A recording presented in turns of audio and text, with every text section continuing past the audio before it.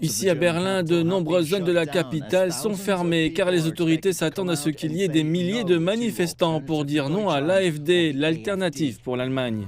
C'est une scène qui s'est répétée à travers le pays ce week-end. La police et les organisateurs ont indiqué qu'environ 300 000 personnes avaient participé à des manifestations dans les grandes villes allemandes. Les manifestations ont été déclenchées après qu'il est apparu que des membres de l'AfD avaient rencontré des extrémistes de droite dans un hôtel près de Potsdam pour discuter de ce qu'ils appellent la remigration, l'expulsion forcée en masse de migrants et même de minorités ayant la nationalité allemande s'ils arrivaient au pouvoir.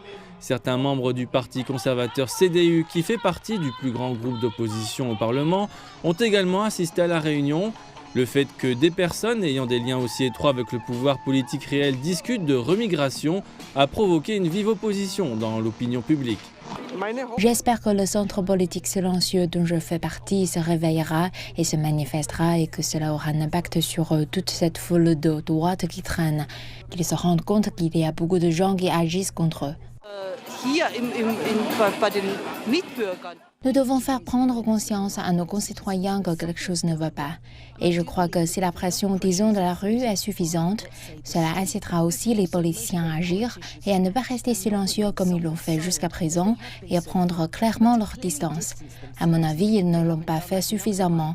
Cela a pris de l'ampleur ces derniers jours, mais cela aurait dû commencer bien plus tôt.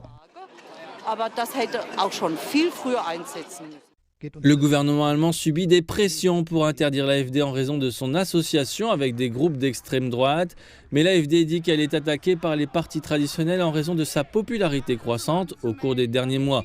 L'AfD dit également que les discussions faisaient partie d'un grand débat sur l'avenir de l'Allemagne. Le vice-chancelier et ministre des Finances Robert Habeck du Parti des Verts a averti que toute tentative d'interdiction de l'AfD devait être juridiquement sans faille, car si elle échouait, cela causerait des dommages massifs et pourrait accroître l'attrait du groupe.